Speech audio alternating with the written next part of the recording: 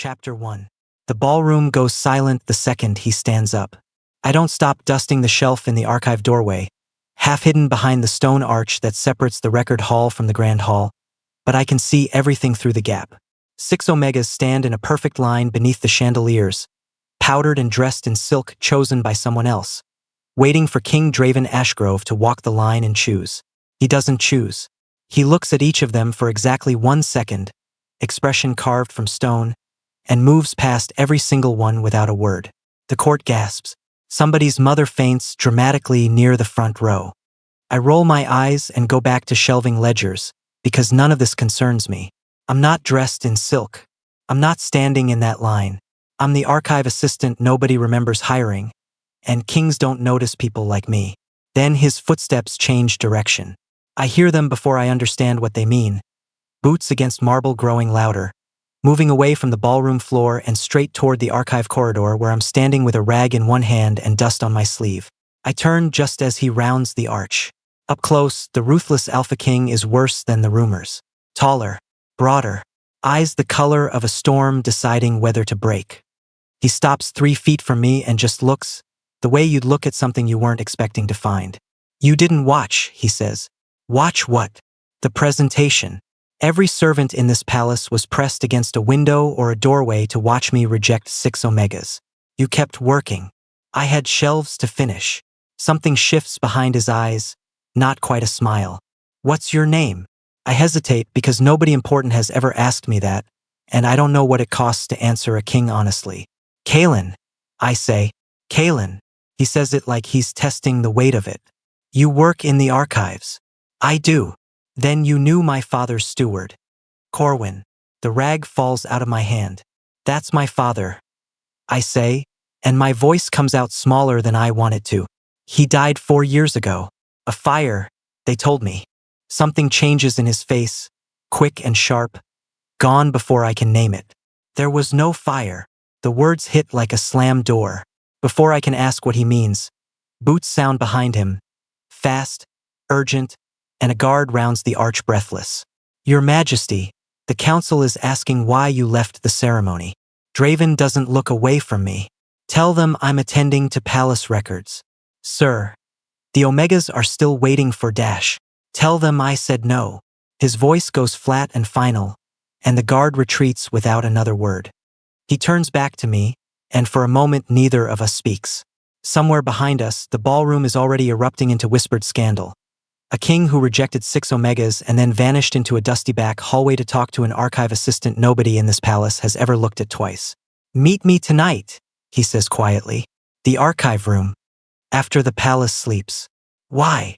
"Because your father died protecting something, and I think you're the only person left who might know where he hid it." He leaves before I can answer, boots retreating back toward the ballroom, leaving me standing in the corridor with a dropped rag at my feet and my father's name hanging in the air like something dangerous just got said out loud. I don't sleep that afternoon. I can't stop replaying the words. There was no fire. For years of believing my father died in an accident, and a king I've never spoken to just told me it was a lie in under a minute. When night falls and the palace finally goes quiet, I slip down to the archive room with a lantern, half convinced I imagined the whole conversation. He's already there when I arrive, standing among the shelves my father used to tend, looking at the ledgers like he's searching for a ghost. "You came," he says. "You said my father died protecting something." "He did." Draven reaches into his coat and pulls out a folded letter, sealed with dark wax. "This was found in the royal records room, misfiled on purpose so no one would connect it to him. I've been looking for whoever could make sense of it for 7 years." I take the letter with shaking hands. Before I can break the seal, footsteps sound in the corridor outside, slow, deliberate, coming closer. Draven's eyes snap toward the door, and whatever calm was in his face a moment ago disappears completely. "Someone followed one of us here," he says. Chapter 2. We don't move. The footsteps stop just outside the archive door, and a shadow crosses the gap beneath it, pausing there long enough that I stop breathing. Then it moves on, fading down the corridor toward the east wing. Draven exhales slow. "A guard on rounds. Nothing more." "You don't sound sure." "I'm never sure anymore," he says. "That's the problem." I look down at the sealed letter still in my hand. Tell me what this is before I open it. Read it first. Then ask me what you still don't understand. I break the seal. Inside is my father's handwriting, cramped and hurried. Like he wrote it in a rush he didn't expect to survive. Names, dates, provinces. A list of Omegas relocated under a protective charter that never once returned a single person home. At the bottom, underlined twice, for words. She is not dead. Who is she? I ask. A woman named Miriam Cole.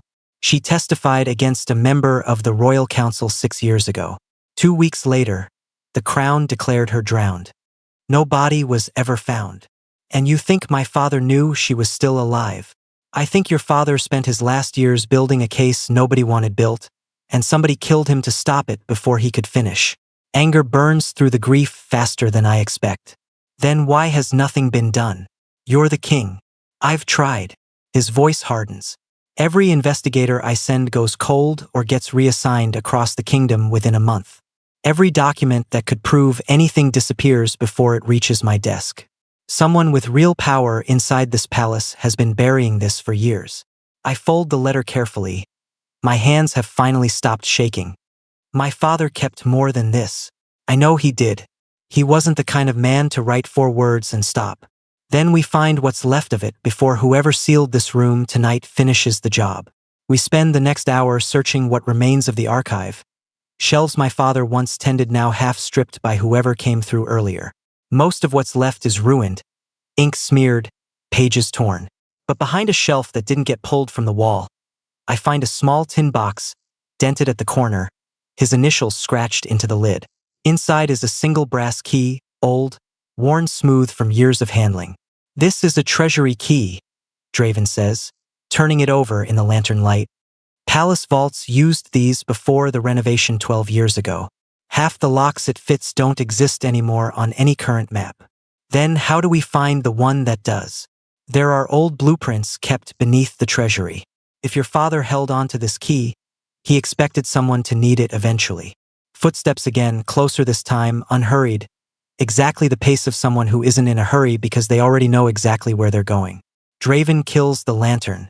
We press into the narrow gap between 2 shelves, and through a crack in the stacked ledgers I watch a tall man in council robes step into the room, lantern raised, expression carved from patience. Counselor Aldrich Voss. He crosses to the same shelf we just searched, runs a hand along the dust, and pauses. Someone's been through this, he murmurs to himself. I don't breathe. Beside me, Draven has gone completely still, one hand resting light against my arm, steady, silent, a signal to wait. Voss lingers a moment longer, studying the disturbed dust like it might answer a question for him, then turns and walks out the way he came, footsteps fading up the corridor. Neither of us moves until the sound disappears completely. He suspects, Draven whispers. That's not comforting. It's the only comfort we have tonight. He straightens, tucking the brass key into his coat. We find those blueprints before he does. Chapter 3. The record room beneath the treasury smells like dust that hasn't moved in years. Draven leads me down a narrow stairwell I didn't know existed, and by the time we reach the bottom, my legs ache and my nerves are stretched thin enough to snap. Rows of blueprints line the walls, rolled and stacked without order. It takes almost an hour before Draven pulls a yellowed page from a drawer and spreads it flat across the table. Here, he says, tapping a small square near the base of the palace foundation. A sealed vault beneath the old West Tower. Decommissioned the same year Miriam disappeared. That's not a coincidence. No, he says. It isn't. I stare at the square marking a room that officially stopped existing 6 years ago, and something cold settles in my chest. If she's really down there, somebody's been keeping her alive this whole time, feeding her, making sure she stays quiet, or making sure she never gets the chance to speak again. Neither of us says Voss's name, but it sits between us anyway, unspoken and heavy. We need proof before we move against a sitting counselor, Draven says. If we're wrong, or if we move too soon, whoever built this will bury it deeper than either of us can dig back out. Then we go tonight. He studies me for a long moment, something unreadable behind the storm in his eyes. You don't have to come. My father died for this, I say. I'm not staying behind while someone else finishes what he started. Something in his face softens, just slightly, just enough that I notice. Then we go together. We roll the blueprint closed, and I tuck the brass key into my pocket, the weight of it heavier now that I know exactly what door it might open. We reach the Old West Tower an hour before midnight, cloaked, alone, no guards trailing behind. Ivy climbs the cracked stone walls, windows boarded from the inside like the building itself is trying to keep a secret. The cellar door is half buried under fallen leaves and rusted hinges. It takes both of us pulling together to force it open, and the smell that greets us is damp stone and stale air, untouched for years. Draven lights a small lantern, and we descend a staircase that seems to swallow the light as fast as it's offered. At the bottom, a single door stands sealed with an old iron lock. Exactly the kind the brass key was made for. My hands shake as I fit it into place. It sticks at first, rust fighting age, but with a firm twist it finally gives, and the door creaks open into darkness. Draven raises the lantern. The room beyond is small, barely more than a cell. A cot against the far wall, a single chair, a half-burned candle on a table, and curled on the cot, blinking against the sudden light, is a woman, thin, pale, hair gone gray far before its time, but alive. Her eyes land on Draven first, then me, wide with a fear that's had 6 years to settle into her bones. Miriam, Draven says softly. She doesn't answer right away. Her gaze drops to the key still in my hand, and something like recognition flickers across her face. That key, she whispers, voice cracked from disuse. Corwin had that key. He was my father, I say, stepping closer. Tears fill her eyes, and for a moment I think she'll finally say the words we've been chasing for 2 days. Instead, her gaze snaps past us, toward the open door, and her whole body goes rigid. He's coming, she whispers. Every night this hour. If he finds you here, he'll kill all 3 of us before anyone learns you found this room. Footsteps echo faintly from the stairwell above, unhurried, exactly the pace of a man who has done this walk 100 times and never once been caught. Chapter 4. Draven kills the lantern in one breath, plunging the cell into darkness thick enough to swallow us whole. Behind the cot, he whispers. Now. Miriam scrambles aside, giving us just enough room to press flat against the cold stone wall. Hidden in the shadow, the cot throws across the floor. My pulse hammers so hard I feel it in my throat. The footsteps reach the bottom of the stairs and stop outside the door. A key scrapes into the lock, different from the brass one still clenched in my fist, worn smooth from nightly use. The door creaks open. Lantern glow spills across the floor, and a figure steps inside, tall, unhurried, carrying a small tray like this is nothing more than routine. I recognize the shape of him before the light reaches his face, and my stomach drops straight through the floor. It isn't Voss. It's Draven's own uncle, Regent Halden Ashgrove, the man who ruled the kingdom as steward through Draven's entire childhood, praised across the realm for stepping aside gracefully once Draven came of age. Beside me, Draven goes rigid, his breath catching hard enough that I reach for his hand without thinking, gripping it tight in the dark. Halden sets the tray down, glancing at Miriam with the mild irritation of a man checking on livestock. Quiet tonight, he says. Good. I'd hate for the wrong ears to hear you. 6 years, he continues, pouring water into a cup. You'd think a person runs out of things to fear eventually. Fear is remarkably durable if you feed it correctly. He sets the cup beside her, and for one terrible second I think he'll turn and catch the shape of us pressed against the wall, but his attention stays on Miriam. The council meets in 3 days, he says. Once the relocation charter expands kingdom-wide, none of this matters anymore. Your testimony, Corwin's ledgers, all of it becomes irrelevant. A new law makes old crimes disappear. My blood turns to ice. Kingdom-wide, what happened to the outer provinces happens everywhere. Legally, permanently. You won't get away with it, Miriam says, voice thin but steady. The king already suspects. Halden laughs, low, genuinely amused. The king suspects Voss. Everyone suspects Voss, he has the face for it. Nobody suspects the loyal regent who raised the boy king with his own hands, who's been feeding him carefully chosen scraps of this investigation for years to keep him chasing shadows in the wrong direction. Beside me, Draven's hand tightens around mine hard enough to hurt. I understand exactly what this confession is doing to him. Every dead end, every vanished witness, his own uncle, guiding his hand the whole time, letting him believe he was getting closer while steering him further away. He raised you to fail, I whisper, so quiet only Draven can hear it. Halden lifts the tray again, satisfied, unaware how close his downfall stands 3 feet behind him in the dark.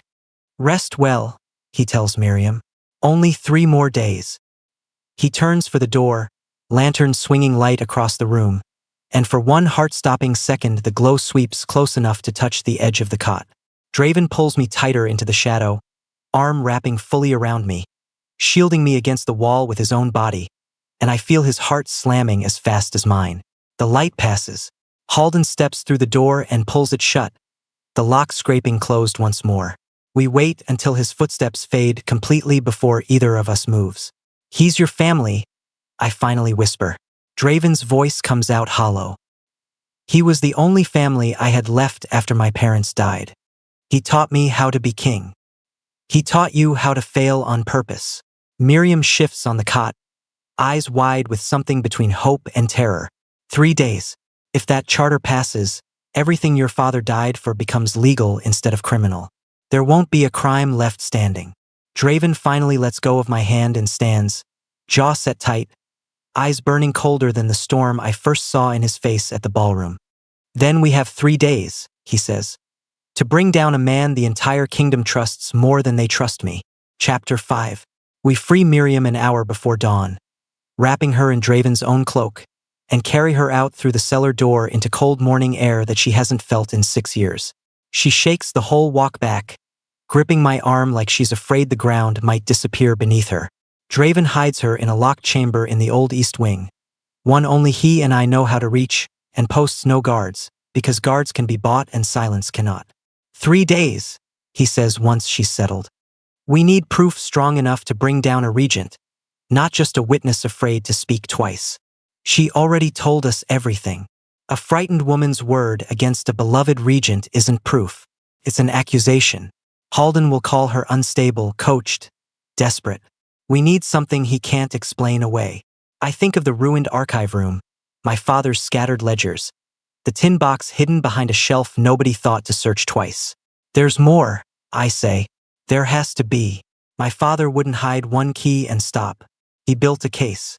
Cases need paper trails. Then we go back to the archive, today. Before Halden realizes Miriam is gone.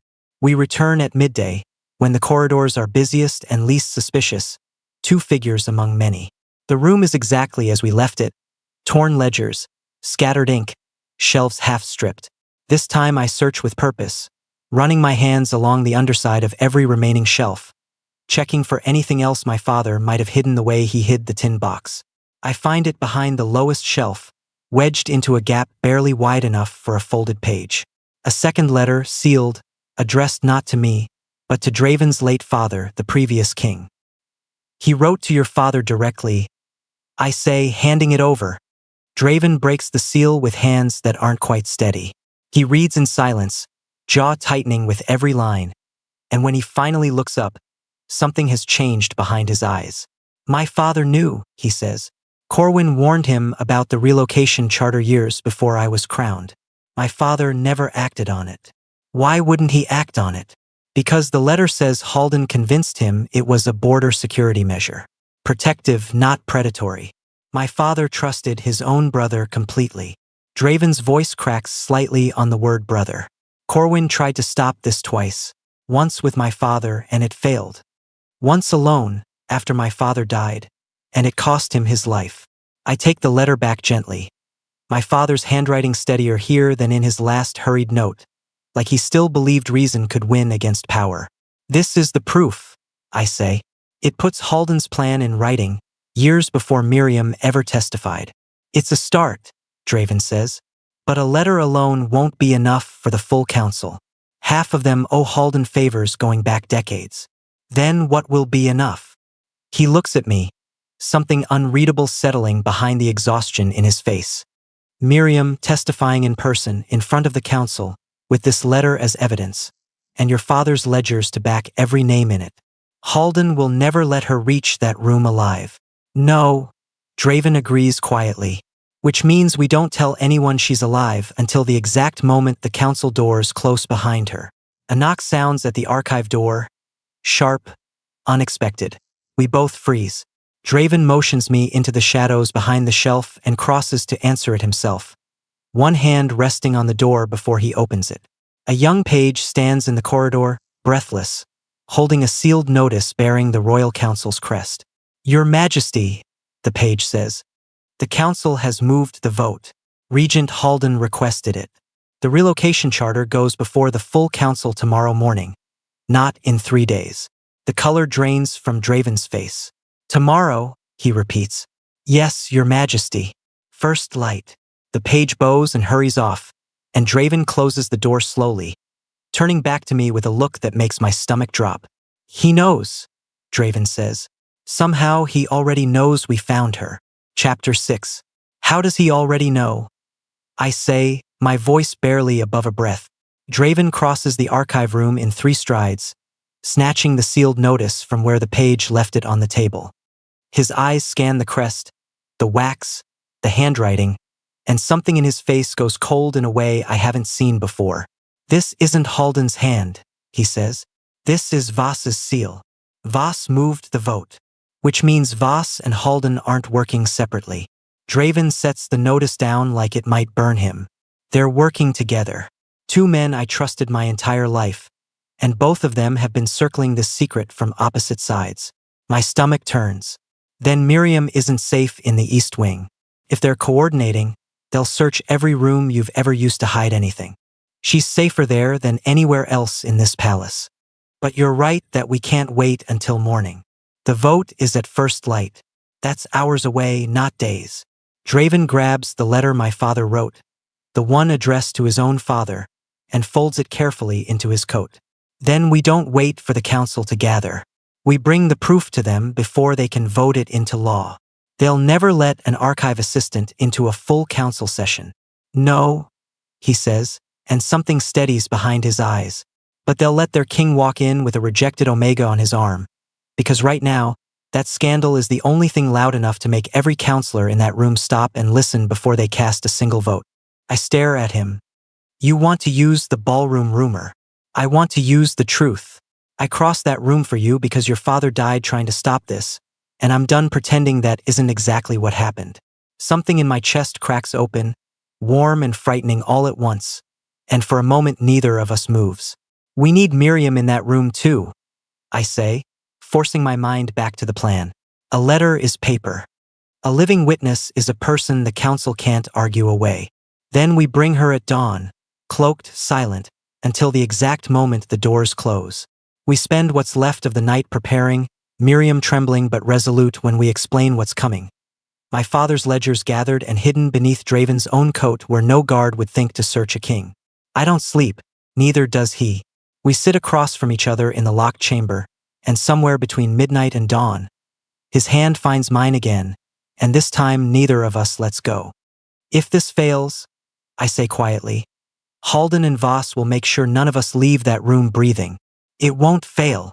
His thumb moves gently across my knuckles. I've spent 7 years chasing shadows because I didn't know where to look. Now I do. You didn't know where to look until you crossed a ballroom for someone you'd never spoken to. I crossed that ballroom because for 1 second, out of every person watching me, you were the only one who wasn't performing for me. That's rare in a palace like this. I noticed it before I even knew your name. Dawn breaks gray and cold. We move through the corridors as the palace stirs, Draven walking ahead in full royal dress, Miriam and I cloaked behind him, my father's ledgers pressed against my chest like armor.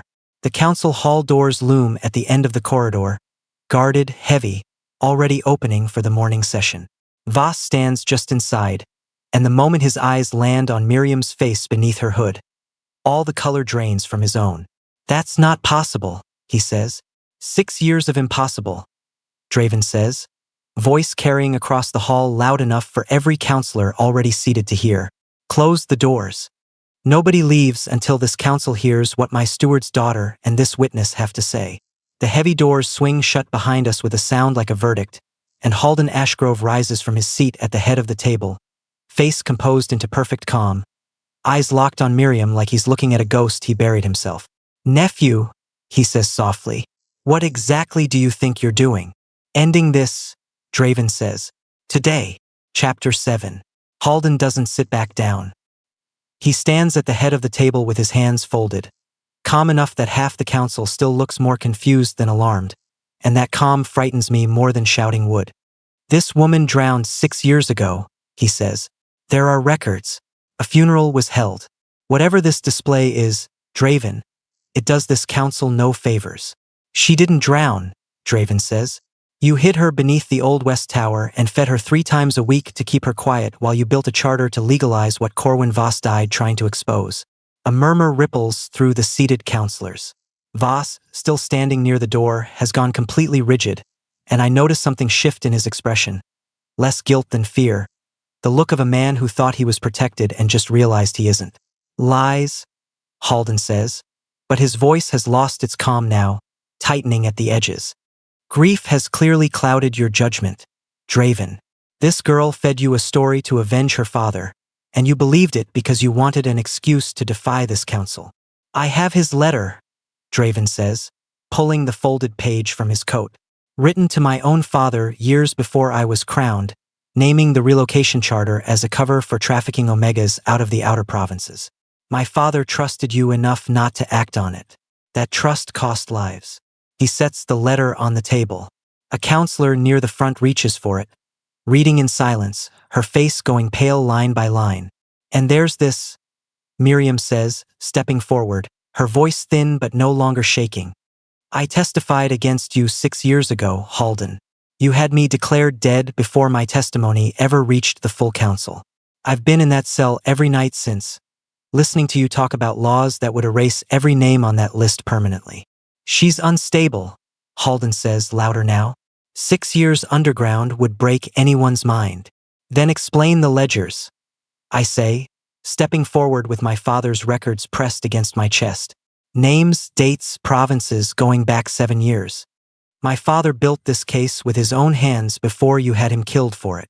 The room goes silent except for the sound of pages turning as counselors pass the ledgers between them, and I watch faces shift from confusion to horror as the scale of it becomes clear. Entire villages emptied under the protective charter, Omegas relocated and never accounted for again. "Arrest him," one of the older counselors finally says, voice shaking with fury. "Regent or not, this is treason against the crown." Halden's composure finally breaks.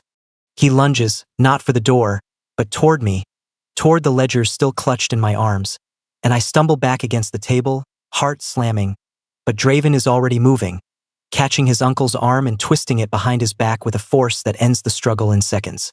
"You raised me," Draven says, voice low and shaking with something between grief and rage. "You taught me to rule, and the whole time you were the wound this kingdom needed healing from."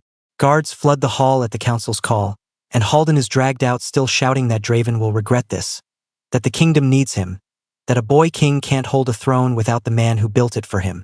I barely hear it. My legs finally give out, and I sit hard in the nearest chair, my father's ledgers still gripped tight against my chest, tears finally breaking free after 2 days of holding them back. Draven crosses the room and kneels in front of me, taking my face gently between his hands. "He's gone," he says softly. "It's over. You did this. You and your father both." "What about Voss?" I ask, glancing toward the door where the counselor stood only moments ago. The doorway is empty. Voss is gone, slipped out during the chaos, and something cold settles low in my stomach. "He knew," I whisper. "He knew before any of us walked in, and now he's running." Chapter 8. Draven is already on his feet, calling 2 guards toward the door before I can finish the thought. "Seal every exit," he orders. "Nobody leaves the palace grounds without my personal clearance." The guards scatter, and the council hall erupts into motion, counselors rising, whispering, some already drafting emergency orders to strip Halden of every title he's ever held. Miriam sits trembling in a chair near the window, finally allowed to simply exist in daylight after 6 years of stolen nights, and I go to her, kneeling to take her hands in mine. "You're safe now," I tell her. "I don't know how to believe that yet," she says, and I understand exactly what she means, because I'm not sure I believe it either. A shout comes from the corridor outside, followed by the heavy sound of a struggle. Draven is already moving toward it, and I follow despite the ache in my legs, despite 2 days without real sleep, because I need to see this end with my own eyes. We find Voss pinned against the corridor wall by 2 guards, a satchel of documents spilled across the floor at his feet, papers he clearly meant to burn before anyone found them.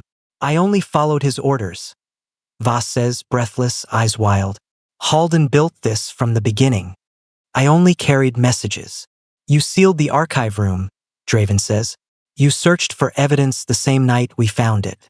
You moved the council vote to trap us before we could reach this room prepared." "I was protecting my own family," Voss says, voice cracking. "He threatened my daughters if I didn't cooperate. I have proof of that too, if you'll let me speak." Draven studies him for a long moment, and something in his face shifts from fury to something closer to weariness.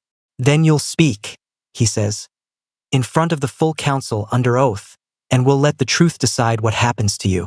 That's more mercy than my uncle ever offered anyone in that cell beneath the tower." Voss is led away, still talking, still trying to explain, and I realize the ache in my chest isn't only grief anymore. It's relief, unfamiliar and heavy, the kind that comes after carrying something for so long you forgot what it felt like to set it down. Draven turns to me in the quiet corridor, and for the first time since the ballroom, there's nothing between us but 2 people finally allowed to breathe. "It's really over," I say. "The charter dies with him," Draven says. "I'll bring reform before the council myself. Real protections this time, written with your father's ledgers as the foundation instead of buried beneath one." "He'd like that," I say, my throat tightening. "He always said justice only matters if it changes something after."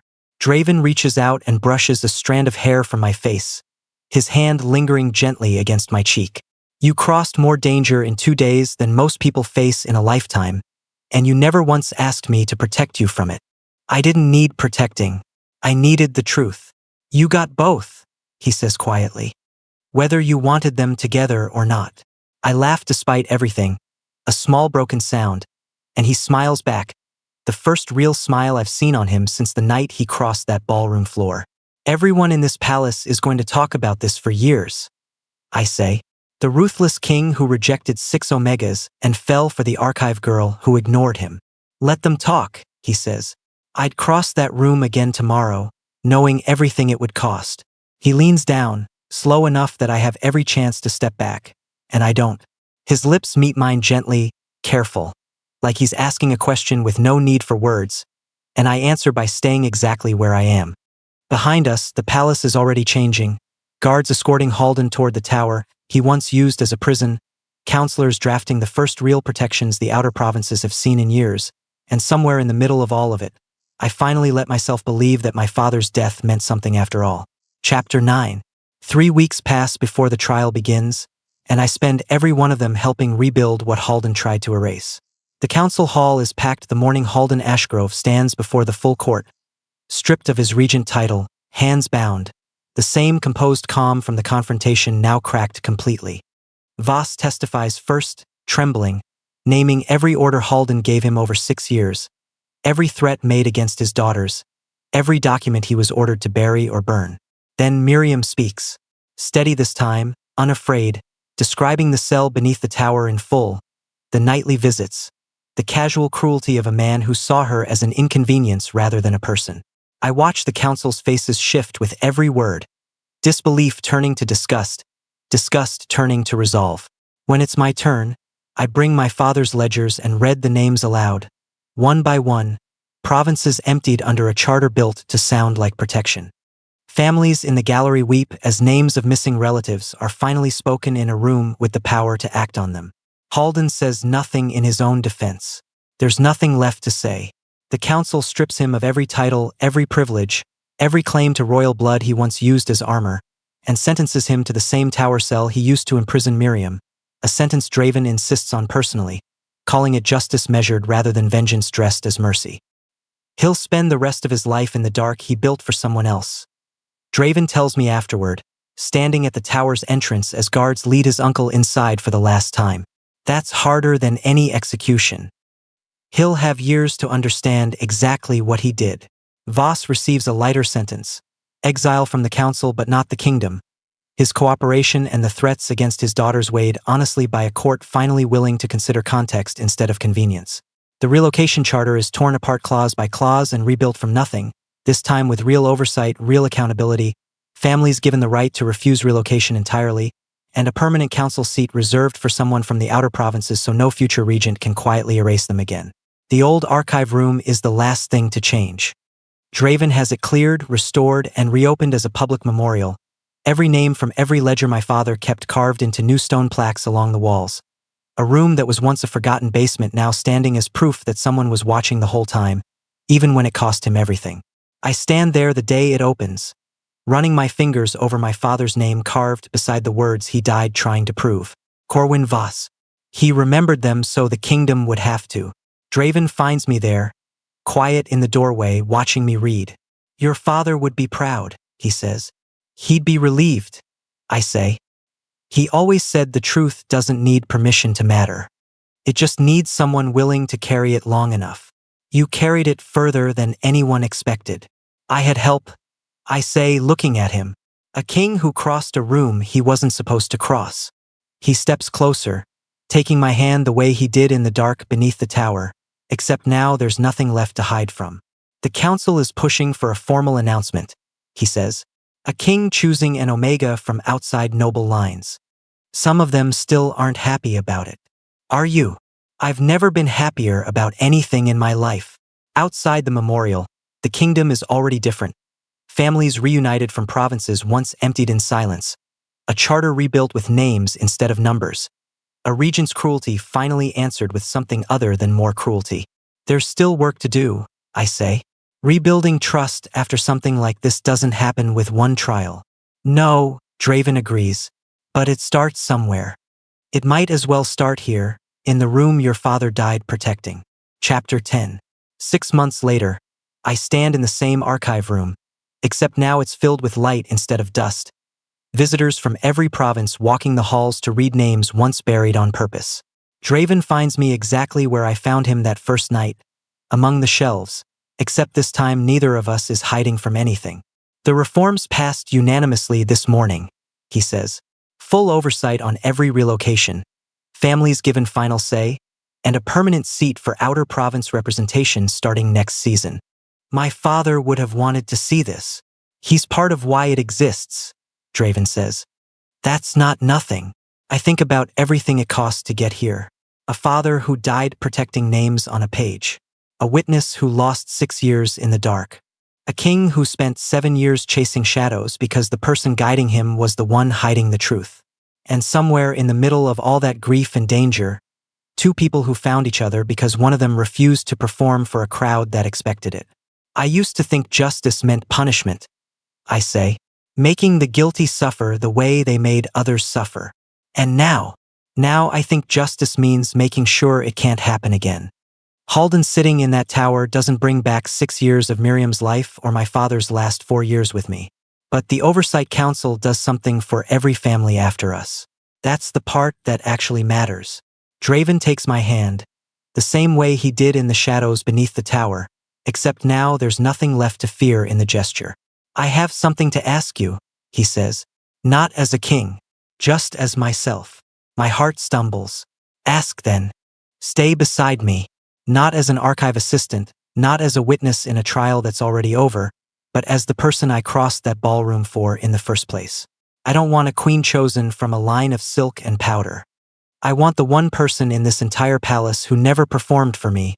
Not once, not even when it would have been easier. Tears blur my vision before I can stop them. Everyone will say you chose me because of the scandal, because of the trial. Let them say it, he says. The scandal is what got us in the same room. What kept us there was everything after. Yes, I say, before he can even finish forming the question I already know is coming. Yes. He kisses me there among the shelves, gentle and sure, and outside the memorial room. I can hear the sound of a kingdom slowly learning how to trust itself again. Province representatives meeting with the council for the first time in decades. Families reunited. Names once erased now carved permanently into stone where no future regent can quietly remove them. My father used to tell me that grief isolates people until they let someone else carry it beside them. I understand that fully now, standing in the room where his death almost meant nothing, and instead became the reason an entire kingdom changed. Justice, real justice, isn't loud. It isn't vengeance dressed up as triumph. It's a memorial wall with real names on it. It's a witness finally able to sleep without fear. It's a king willing to admit his own family failed him, and a kingdom willing to rebuild instead of pretending the wound never happened. Draven and I walk out of the archive room together into daylight, and for the first time since my father died, I don't feel like I'm carrying his memory alone anymore. Epilogue. The bells wake me before the sun does, ringing across the palace grounds in a pattern I still haven't gotten used to after a full year of hearing it. Wedding bells. Mine. I sit up in the same chamber Draven once hid Miriam in, the one that's been mine for months now, and for a moment I just listen to the sound rolling over the rooftops, over the memorial garden, over the archive room that used to be a forgotten basement and is now the most visited room in the entire kingdom. Someone knocks, soft and quick. Come in. Miriam steps through the door first, her hair fully grown back now, color returned to her cheeks, carrying a garment bag over one arm like it's the most natural thing in the world. 6 months of freedom have changed her more than I expected. Steadier hands. A voice that no longer shakes when she speaks in front of crowds. She serves on the new Oversight Council now, the only member who insisted on the seat herself rather than waiting to be offered one. You're not even dressed, she says, setting the bag down. The whole kingdom is already lining the courtyard. The whole kingdom is lining the courtyard for him. I'm just the reason he stopped performing for them. You're the reason half these reforms exist, she says, pulling the dress free of its covering. Don't sell yourself short on your own wedding day. I let her help me dress, the fabric simple compared to what the court usually expects, pale gray instead of royal gold, chosen deliberately because Draven insisted the day belonged to us and not to tradition. Ope would have loved this dress. I think of her often these days, wonder how her forensic psychology studies are going back home. Wonder if she's heard yet that the girl who used to dust archive shelves is marrying a king. A second knock comes, and this time it's Draven himself, still in his dressing robe, hair unbrushed, looking less like a monarch and more like the tired man who once stood among ruined ledgers asking me to trust him. You're not supposed to see the dress before the ceremony, Miriam scolds, stepping between us with mock severity. I already saw her cross a ballroom in silk once and reject an entire royal presentation just by refusing to watch it, Draven says. I think we're past superstition. Miriam rolls her eyes and excuses herself, leaving us alone in the quiet chamber, morning light spilling gold across the floor. Nervous? He asks, taking my hands. A little. Not about you. About all of it. The crowd, the ceremony, the eyes. They're not watching a scandal anymore, he says. They're watching a kingdom that finally has proof choosing the right person matters more than choosing the expected one. I think about how far we've come from that first night in the archive room.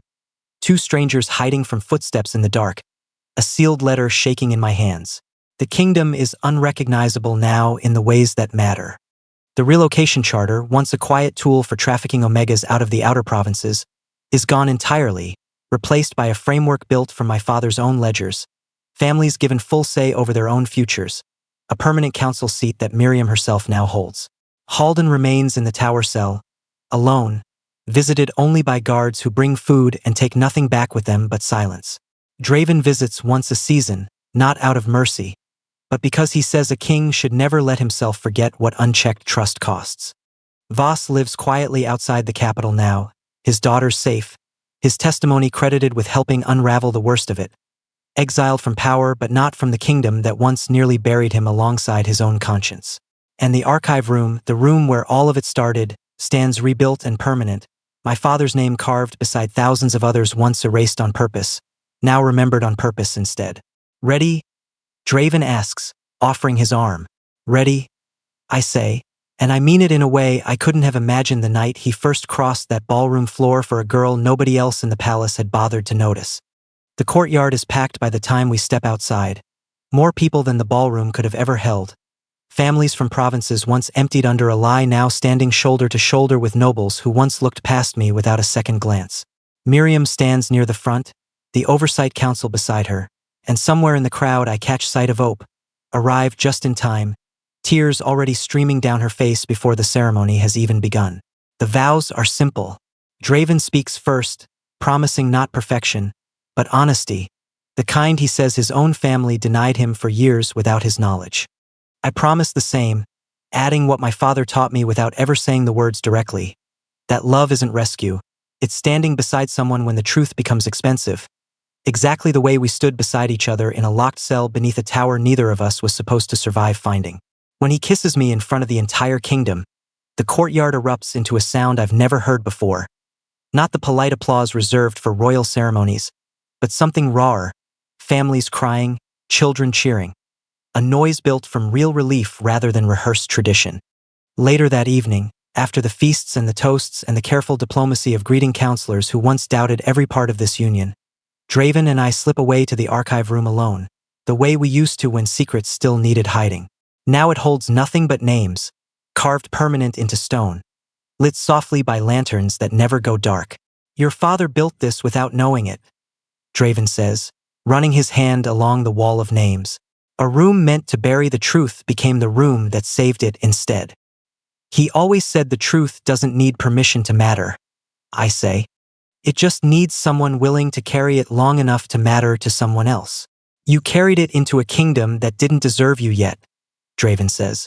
And somehow you stayed anyway. I didn't stay for the kingdom, I say, resting my head against his shoulder. I stayed for the man who crossed a room he wasn't supposed to cross, because for once, someone refused to perform for him. Outside, the bells have finally gone quiet, replaced by something softer. The distant sound of a kingdom settling into a version of itself built on names remembered instead of names erased, on trust earned instead of assumed, on love that survived a conspiracy rather than one that ran from it.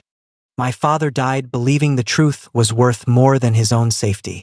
Standing here now, married to the king he once tried to warn, surrounded by names carved into permanent stone instead of buried in silence, I finally understand he was right the entire time.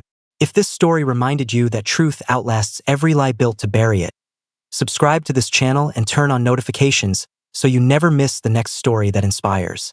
Share your thoughts in the comments below, and remember that every voice silenced by fear is a voice still waiting for someone brave enough to carry it forward.